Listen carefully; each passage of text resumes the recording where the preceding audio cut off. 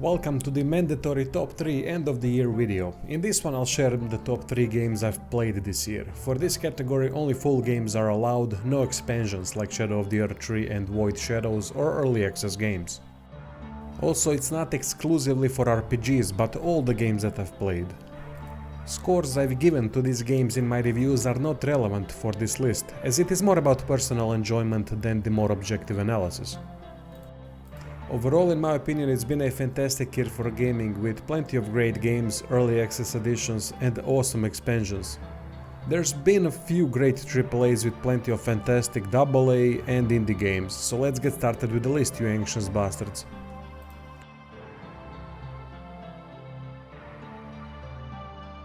At number 3 we have Drova Forsaken Kin. This brilliant indie RPG surprised me in every way possible. First of all, I don't like pixelated graphic style, but in this game it didn't bother me at all because everything was on a such high level. Story is fantastic, with twists and turns that easily invest the player into the game. Mystery plays a big part in the story as the main character travels to another world in search for help to save their home world. But the promised land that should have been holding all the answers is anything but the friendly, lush and beautiful world that the main character was hoping for. Instead, we have a war-torn land that is anticipating its own soon-to-come demise, with two main factions trying to save it each in their own way. Player joins one of the two very driven factions that want to realize their plans in any way possible to save the world. Then hidden factions come into play with their own understanding of what is happening and what is supposed to be done. Next to the great story, combat is really good. It's quite skill based and extremely engaging. What I love about it is that you can make it as simple as possible, like wielding a spear and shield, or you can utilize two weapon sets for maximum effectiveness. Want to have slingshot and unarmed attacks as the one set with two-handed axe as the other set? No problem. Utilize learned skills and go for it. Switch weapons over time, learn new sets of skills, explore the world fully, as there's plenty of things to uncover with highly rewarding items waiting behind powerful enemies and interesting puzzles. Drova encapsulates a lot of the things that I like. Mystery in the story, couple emotional events, interesting factions and highly engaging combat. The most surprising RPG of the year for me that I highly enjoyed.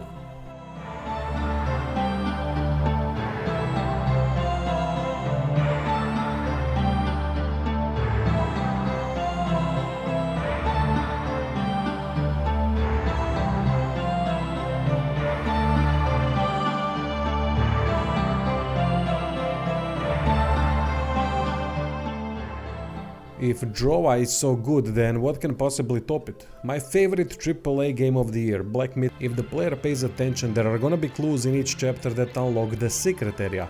These secret areas are not some small house or a small field or anything like that, but proper sized areas that take the character through the past events that explain the backstory of that chapter's big bad boss. These areas have special bosses of their own as well. One of the better ways to do secret areas that I've seen in a long time.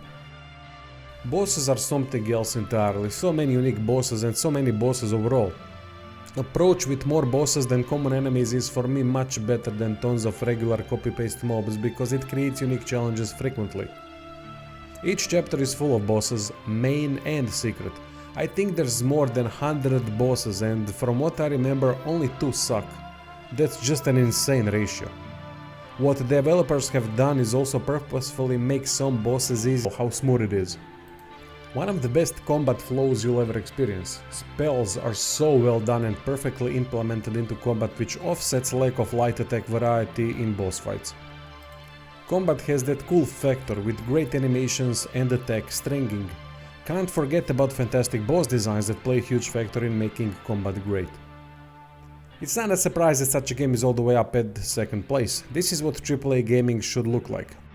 Black Myth Wukong has shown how most AAA industry ain't worth half the price they ask for the products when compared to what Black Myth Wukong has to offer. An actual experience that you won't forget. Now we get to my best game of 2024. Dragon Age Veilguard, of course.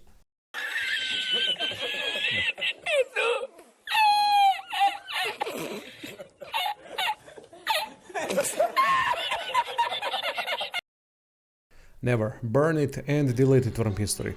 My favorite game of 2024 from the ones I've played is Tactical Bridge Wizards, an extraordinary tactical bridge game that blew my mind.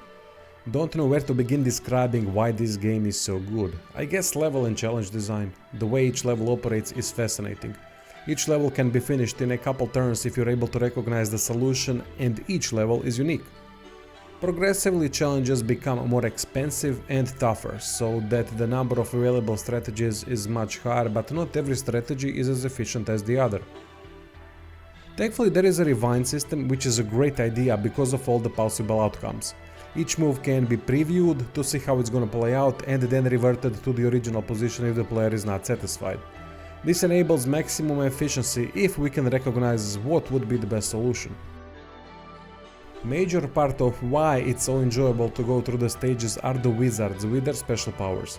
Every wizard is unique and their abilities match with everyone else's, but to what degree of success depends on the tactics utilized and the level design. Some levels have windows where a simple push spell is more than enough to deal with the enemies quickly and easily. Some levels have no ways of pushing enemies to instant death, so crowd control spells are more sought. Most levels allow for fun experimentations of different team compositions and ability combos, which is the most important thing. There's always a solution, and when you find the fastest and most brilliant solution, it's gonna feel truly rewarding. On top of all that, the characters are quite interesting and the story is relatively well written. Nothing out of this world, but meaningful enough to pull players into what is happening and why they are doing what they are doing. Dialogue is good for the most part as well, with each wizard's persona on display through interactions with the others. Story events are very surprising at times with some brilliant twists and turns. Overall, it adds a lot to the game. Even without any story, this game would be great, but because developers went above and beyond to create a wholesome experience through meaningful story and characters, Tactical Bridge Wizards deserves to be up in the highest echelons of gaming. It's that bloody good. Anyway, that's all for the list. Thanks for watching and check out the description for Patreon, Subscribestar and merch.